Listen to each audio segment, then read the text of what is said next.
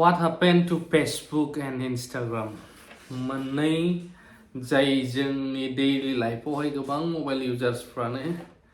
माने Facebook Instagram ओरैबायदि online थायो बे बुस्थुआनो मा जाखो रावनावबो गेवाखैना गोबां फन फैगासिनो दं आंनाव दायो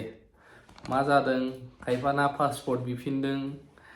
खायफाना फरवर्ड पासपर्ट होनो होदों खायफाना गेवदों लड जायाखै खायफाना गेवदों नो इन्टारनेट कानेक्शन होनदों मा जादों नोंथांमोना मोनसे समाव गोसोआव दंमोन ना इन्डियान गभर्नमेन्टआ मोनसे सिकिउरिटि रिजननि थाखाय जे समावहाय फेसबुकफ्राव मोनसे भाइराल जायोब्ला हमथानोनो हाया आरो गोबां साइबार क्राइमनो मा होनो साइबार एटेक बेफोर फेसबुकआव गोबां शेयार जानाय आजिखालि गाज्रि भिडिअबो मोनसे मोजांजों लोगोसे बेफोरखौ माखासेखौहाय जाहाथे कन्ट्रल खालामनो हायो पारमिसन बिगासिनो दंमोन गभर्नमेन्ट अफ इन्डियानिफ्राय दा बेवहाय पारमिसन मोनैयाव मोनसे समाव बुंनायखौ नुनो मोन्दोंमोन जोङो टुइटार फेसबुक इन्स्टाग्राम बेफोरो टटेलि बेन जागोन बा बेन खालामसिगोन लास्ट डेटबो होदोंमोन बिनि थाखाय जे एसेखिनि डेटआवहाय फेसबुक इन्स्टाग्राम टुइटार बे बन्द जागोन इन्डियायावहाय होननानै थ' डेटआ पार जालायलांबाय दासिमबो आंनि आन्दाजाव गभर्नमेन्ट अफ इन्डियाया पारमिसनखौ मोनाखै जे जायगायाव बिसोरो माने रिभिउ खालामनो हानाय माखासे प्रसेसफोरखौहाय माखासे आयेनजोंहाय माने क्राइम जानायफोरखौ हमथानो बैखौहाय पारमिसन बिदोंमोन आरोना जे गभर्नमेन्टनि लेभेलावबो बेखौ पारमिसन मोननानै दा बे जोब्बाय पारमिसननि थाखाय उमुक डेटसिम पारमिसन होआबा फेसबुक गासिबो इन्डियायाव बेन नाथाय मोनाखै दा आं दाबो निउस नुफिनाखै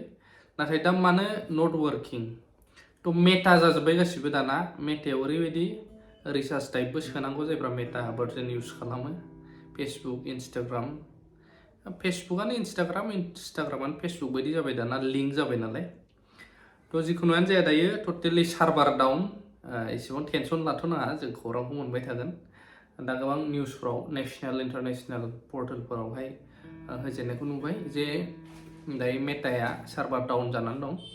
कारेन्टलि थाबैनो फिक्स खालामनो नाजागोन होनदों दा जाफिननोबाबो दसेनि उनाव बा गभर्नमेन्टआ बेन खालामोबाथ' जानायबो नङा थ' बेखायनो जायफ्रा नायदों दायो इउटुबा बेन जाथ'वाखै इउटुबा गुगोलनि बाहागो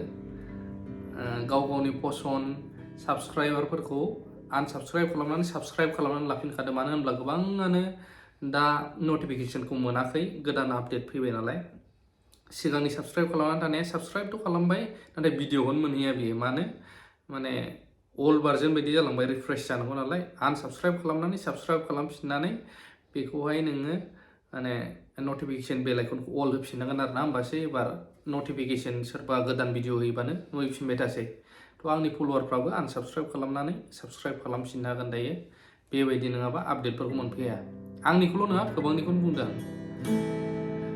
फेसबुकआ टटेलि बेन जाब्ला मा जागोन खायफानि थाखाय जाय दिन रात अन थायो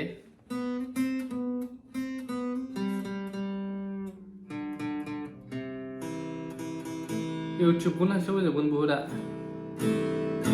थ' बेखिनियानो आपडेटआ बारा गोबाव खालामला आं दोनथ'बाय